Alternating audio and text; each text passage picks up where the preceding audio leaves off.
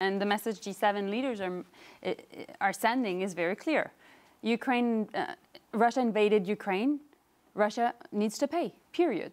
Everyone has an opinion about Canadian federal politics. Oh, yeah. Hey gang, what's up? Just Aaron right here, Question Period Canada. How y'all doing? MELANIE JOLY, our Minister of Extramarital, Global Affairs, Foreign Affairs, some kinds of affairs, Trudeau's affairs. She is Trudeau's girl. She doesn't seem that she has the intelligence to be in the position that she is.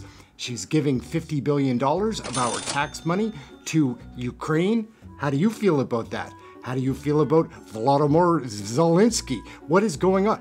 I don't think the Russian war in the Ukraine is any of our business. Anyhow, we're giving $50 billion, and now MELANIE JOLY is going to try to explain that. We'll take a peek at MELANIE JOLY after we find out why she's giving $50 billion to the Ukraine of our tax dollars when times are so tough in Canada. It's ridiculous. Have you been to the grocery store? Come on.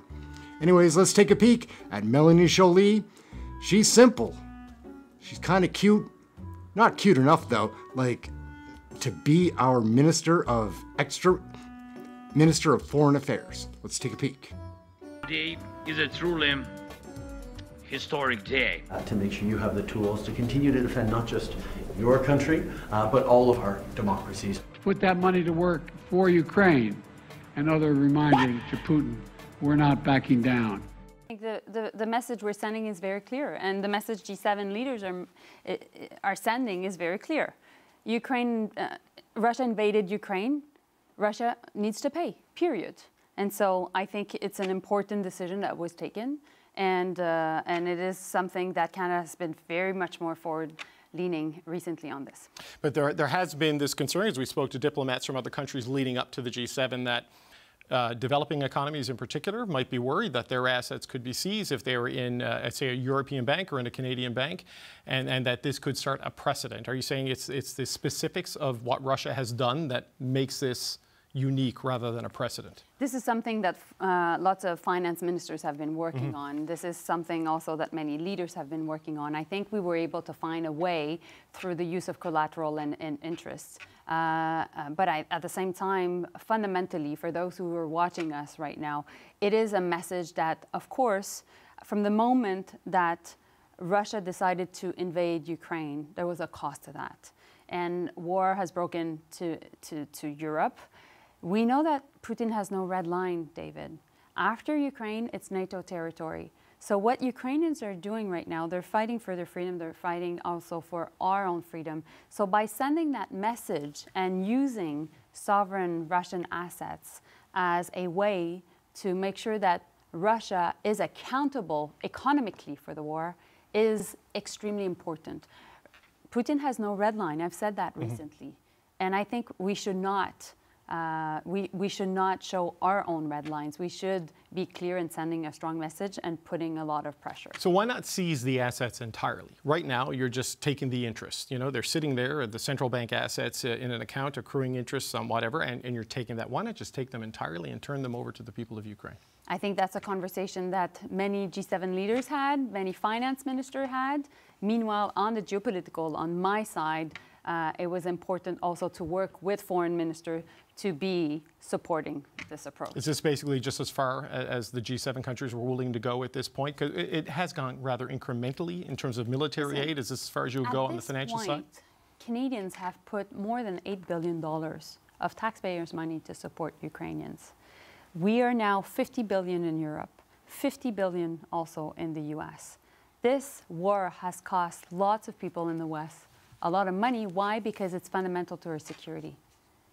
This was not our own decision to invade Ukraine. This was not the West's decision, Canada, US, Europeans' decision to break the UN Charter. It was Russia's. And so in these circumstances, there's a cost to this war, and Russians need to be paying for it.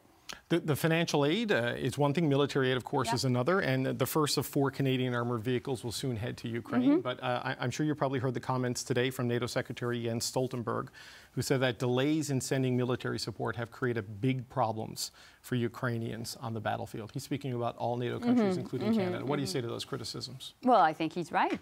I think that indeed we need to be faster. Indeed, Ukraine needs weapons now. They need air defense systems now. And so that's why we've been working on this. There is the Czech Republic initiative, and there will be also equipment from Canada being sent through this initiative very soon to Ukraine. So more news on that very shortly. This is buying the ammunition. The Czech Republic is looking for howitzer shells and things like this. We are also working and participating to the German initiative on air defense. We bought an air defense system from the US. We bought that months ago, and we have been working very hard with the US to deliver it because it's still in production. So we know that production lines have not been delivering as fast as we need to. And that's why we need to be able not only to send ammunitions and send air defense and all military equipment really, really quickly, but also we need to make sure that that's done and that we're in a good position for the NATO meeting that is happening in a month in Washington, where of course we will be sending a clear message on our support to Ukraine. Okay, because that's kind of where I wanted to go next. So as we heard what Stoltenberg said today, and you talked about the supply lines aren't delivering fast enough. Some of that is because we haven't built up that domestic industrial capacity in Western countries, and thus the shortfall. You've seen major business groups say this week that if Canada doesn't have a clear commitment to 2%, the country will be diplomatically isolated. And you shared a stage this week with Senator Chris Coons, who is known as President Biden's foreign policy whisperer. And a good friend of mine. Well, but he also said, he would be reassured more as a good friend if there was a clear path to 2%. So you mentioned the NATO Leader Summit in Washington in July. Will Canada go there with a clear plan to 2%? I'm convinced. I think we came up with a good defense policy update, and the Minister of Defense did a really good job by bringing us to 1.76%. In that defense policy update, we're really focusing on the Arctic, and I can answer also questions on the Arctic if you want to, because this is a really big focus of our government's foreign policy work right now and defense policy work. And at the same time, there is still lots of military procurements, including submarines, that need to be announced. And I'm convinced that based on that, we can be on a path towards 2%. But by July, because I know the submarines are kind of aspirational right now, and that it's something Canada says it intends to do, but it hasn't done, so you can't bake it into the calculations on how much of the GDP is spent to 2%. But David, will we see that in July? I'm convinced we'll be in a good place in July, and I know that it's important for Canadians for us to meet that target. It's important for our bilateral relationship with the US. It's important for our relationship also with NATO allies. And I think Canadians know that for a long time, we were blessed by our geography. We were protected by our geography, but the world has changed. And now we need to invest more in defense. And I think Canadians agree, and that's what we have done recently also, and that's what we'll continue to do. But I don't want to overstate or misinterpret what I'm hearing from you. It sounds to me like by July, Canada will have a plan for 2%. Am I understanding that right? Am I overstating that? I'm convinced that the Prime Minister, the Minister of Defense, and I will be able to send a clear message to NATO allies by July.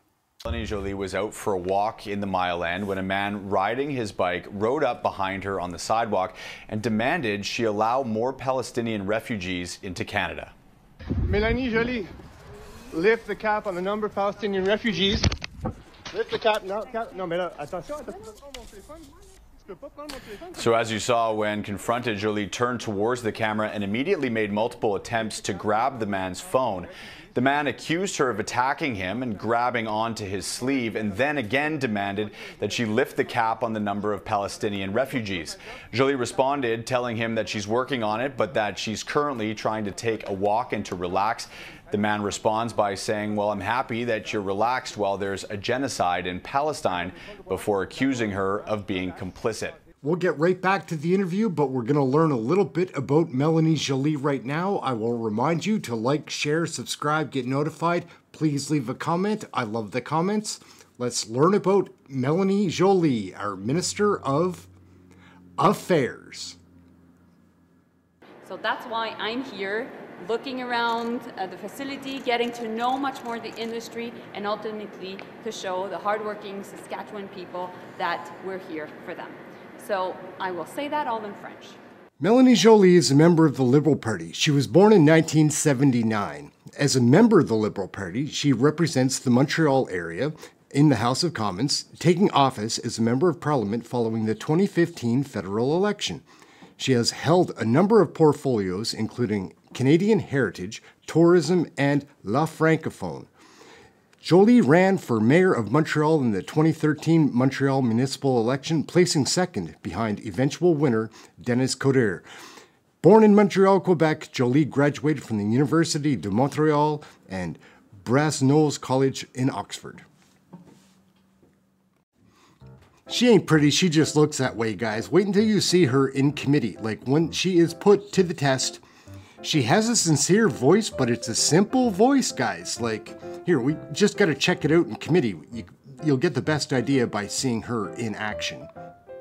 I just received a letter from the minister today for a letter I wrote to her in October that talks about the fact that diplomacy will help us with arms sales to Saudi Arabia. I can submit that if you'd like. It is clearly diplomatic.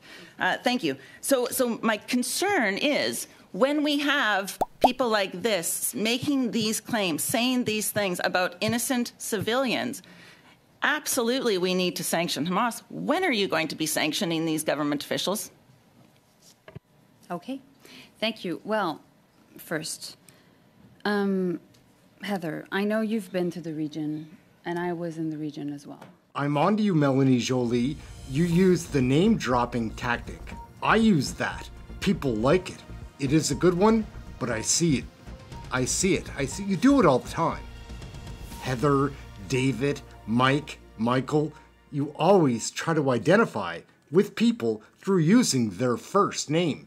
Parliamentarians don't usually use that strategy, that tactic. Well, first, Heather, I know you've been to the region. This diplomat's still here. So, I knew you would be asking me this question because it's a valid question. And, just to go back a second, I can only imagine the shock, the pain, the worry that you've gone through, dear Michael. You didn't know anything in December. Can I just finish my sentence, please, Michael? So, obviously, in the context as... So gang, we're gonna wrap up the video just about there. That's a lot of Melanie Joly. We will do a part 2 to this video immediately. We'll put that up. It'll be floating around here somewhere. My name's Aaron. We're learning all about Canadian federal politics. We're trying to have some fun along the way while we learn, sharing that with you. So like, share, comment, subscribe. I do love the comments. Get notified. We do live shows. It's a blast. Learning about Canadian federal politics, people that want change and know change needs to happen in our country. What are we doing? How did we get here? That's what we're trying to learn and share. Anyways, till the next video, thank you for watching this one. Check out part 2, it'll be floating around here somewhere. I'm Aaron, Canada. Like, subscribe, share, get notified, all that fun stuff. I'd like to give a shout out to my friend Sheila. Hope you're doing all right. Kirk, always. My man Brent, Pickles, you guys. Sutterman, come on, there's a whole bunch of you. Cryptomeria, there's a bunch. Boomer Media, what's up? There's a bunch of people. Anyways, we're learning and sharing about Canadian federal politics, trying to have a little fun. Catch me in the next video. I'll catch you there too. All right, ciao.